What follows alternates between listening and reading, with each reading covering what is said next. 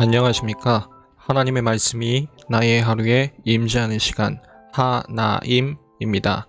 오늘 하루도 하나님의 말씀을 통해서 우리의 목마름을 채움받는 귀한 시간 되길 기대합니다. 네, 오늘은 사도행전 9장입니다. 우리 다같이 성경을 펴서 천천히 함께 따라 읽도록 하겠습니다. 사울이 주의 제자들에 대하여 여전히 위협과 살기가 등등하여 대제사장에게 가서 다메섹 여러 회당에 가져갈 공문을 청하니, 이는 만일 그 도를 따르는 사람을 만나면 남녀를 막론하고 결박하여 예루살렘으로 잡아오려 함이라. 사울이 길을 가다가 다메섹에 가까이 이르더니 호련히 하늘로부터 빛이 그를 둘러 비추는지라. 땅에 엎드려져 들음에 소리가 있어 이르시되, 사울아 사울아 내가 어찌하여 나를 박해하느냐 하시거늘. 대답하되 주여 누구시니이까? 이르시되 나는 내가 박해하는 예수라. 너는 일어나 시내로 들어가라. 내가 행할 것을 내게 이를 자가 있느니라 하시니, 같이 가던 사람들은 소리만 듣고 아무도 보지 못하여 말을 못하고 서 있더라. 사울이 땅에서 일어나 눈은 떴으나 아무것도 보지 못하고 사람의 손에 끌려 다메섹으로 들어가서 사흘 동안 보지 못하고 먹지도 마시지도 아니하니라.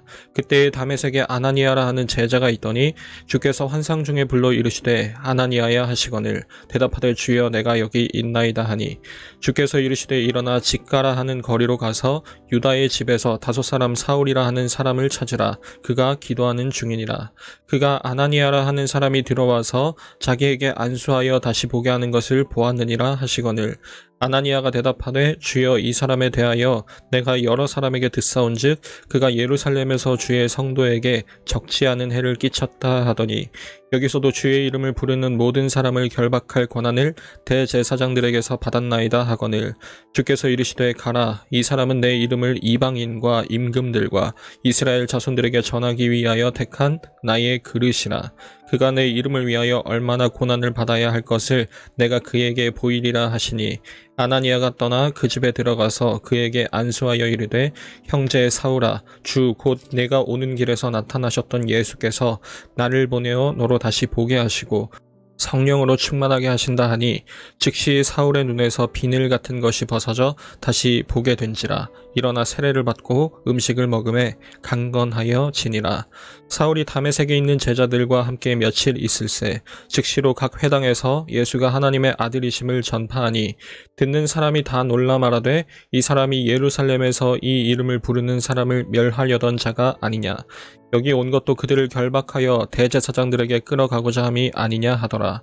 사울은 힘을 더 얻어 예수를 그리스도라 증언하여 다메섹에 사는 유대인들을 당혹하게 하니라. 여러 날이 지남에 유대인들이 사울을 죽이기를 공모하더니 그 계교가 사울에게 알려지니라. 그들이 그를 죽이려고 밤낮으로 성문까지 지키거늘 그의 제자들이 밤에 사울을 광주리에 담아 성벽에서 달아 내리니라.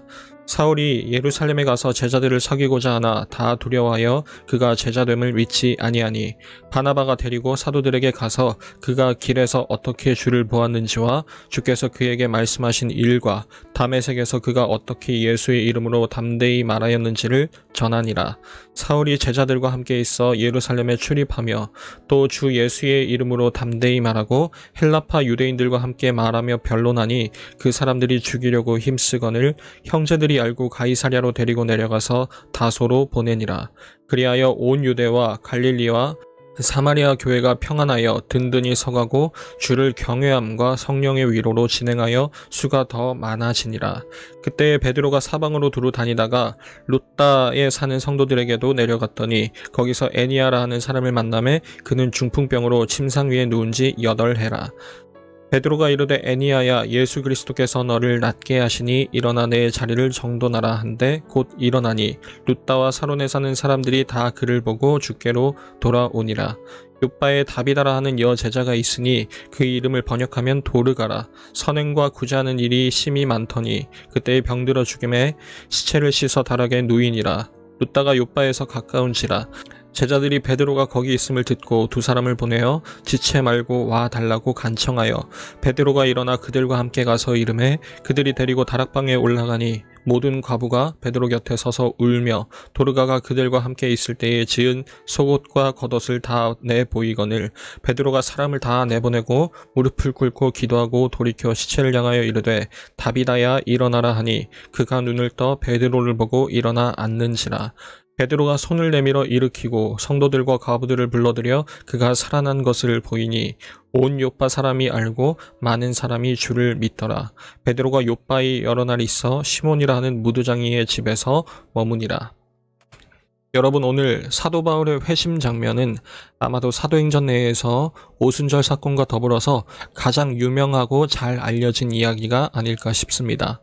교회를 박해하러 다메섹에 간 사울이 그곳에서 예수님을 만나게 되고 그 영광의 빛에 압도돼서 시력을 잃게 되죠. 그러다가 주님이 보내신 아나니아라는 사람을 만나게 돼서 예수님을 믿게 되는 그런 일련의 회심 사건을 나타내고 있습니다. 오늘 이 이야기를 우리가 여태 사도행전을 통해 살펴온 교회라는 관점으로 묵상해보는 그런 시간이 되었으면 좋겠습니다. 여러분, 지난 8장 3절에서 슬쩍 화면에 등장했었던 사울이 이제 한 장이 지나서야 다시 등장하게 되었습니다. 그러니까 8장 초반부와 9장의 그 부자연스러운 간극 속에서 우리는 무언가를 발견할 수가 있다는 건데요. 그것은 바로 전도자 빌립을 통해서, 그리고 베드로와 요한을 통해서 주님이 필요한 자들에게 복음이 전해졌다. 그런 메시지가 지금 이 공백의 연결고리 역할을 해주는 것이겠죠. 여러분, 오늘 이야기도 그런 면에서 살펴보았으면 좋겠습니다. 주님이 필요한 자에게 복음의 메시지가 전해졌다. 지금 사울은 성도들을 체포하기 위해서 대제사장에게 공문을 요청합니다. 이건 당시에 망명자 소환법이라고 해서 대제사장이 지닌 가장 막강한 권세였습니다. 아니, 더 엄밀하게는 로마 황제가 유대에게 충성을 담보로 대제사장에게 위임해준 그 권세였었죠. 세상에서 가장 강한 자가 부여해준 그 권력을 힘입어서 그 뜻을 이루게 하려고 사울은 다메섹으로 향하게 되었고, 거기서 우리가 잘 아는 스토리대로 사울은 회심해서 예수님을 믿게 되는 겁니다. 그리고 사람들은 하루아침에 극적으로 변화된 사울을 보고 매우 당혹했다고 성경은 기록하죠. 여러분, 오늘 묵상 포인트는 이것입니다. 예수님을 만나게 된 사울, 대체 무엇이 달라졌을까요? 한 가지 더 연결해서 질문한다면, 사울처럼 우리도 예수님을 믿고 회심한 자인데, 그래서 사람들은 믿는 사람들어 뭔가 변화되었다고 그렇게 감지하고 말하는데, 대체 우리는 어떤 면에서 변화된 것인가, 어떤 면에서 변화되어야만 하는 것인가 하는 질문입니다. 여러분, 사울은 갑자기 대단한 능력이 생긴 것도 아니었고 그 명예나 평판이 드높아진 것도 아니었습니다. 그럼 대체 무엇이 변화된 걸까요? 그는 예수님을 만나기 전이나 후나 원래 계획했던 그 목적지였던 다메섹에 도착해 있는 상태입니다. 그런데 한 가지 바뀐 게 있다면, 그가 등에 업고 있는, 그가 의지하고 있는 그 권세, 그 권능의 부여자가 달라지게 된 겁니다. 세상의 왕에서 영광의 왕으로 말입니다. 예수님을 만나기 전에 사울은 세상의 왕이 부여한 권능으로 그 왕의 뜻을 이루기 위해 다메섹에 서 있었습니다. 그러나 예수님을 만난 이후로 이제 그는 영광의 왕이신 예수님이 부여한 권능으로 그 왕의 뜻을 말하고 그분의 뜻을 이루기 위해서 자신의 모든 삶으로 주님을 섬기게 된 것이죠. 그리고 그러는 사이 알게 모르게 어느샌가 자신이 예전에 그 사형 장면을 목격하면서 고개를 가로저었던 그 스데반 집사의 모습과 지금 자신이 너무 닮게 된 것입니다. 이제 그도 지혜와 성령으로 복음을 전하게 되었고, 사람들은 그 말 앞에서 아무 말도 하지 못하게 되었습니다. 그래서 사람들은 어떻게든 그 사울을 죽이려고 폭력적으로 덤벼들었고, 그래서 스데반이 그러했듯이 사울 역시도 그들에게 철저히 버림받게 되죠. 겨우겨우 죽음은 모면했으나 거의 쫓겨나듯이 예루살렘을 떠나게 되는 것입니다. 그런데 그 결과를 오늘 31절을 성경은 어떻게 기록하고 있을까요? 이렇게 기록하고 있습니다. 그리하여 온 교회가 평안하고 든든히 서갔다. 주님을 경외함과 성령님의 위로로 전진하며 교회가 나아갔다. 그렇게 성경은 기록하고 있습니다. 여러분, 무엇이 교회의 평화일까요? 예수님을 만났지만 거의 쫓겨나듯이 예루살렘을 떠나게 된 사울의 삶을 두고 거기서 우리는 대체 어디서 평화를 발견할 수 있는 것일까요? 대체 무슨 이유로 31절에서 그리하여라는 표현을 썼는지, 그 이유를 우리는 어디서 발견할 수 있는 걸까요?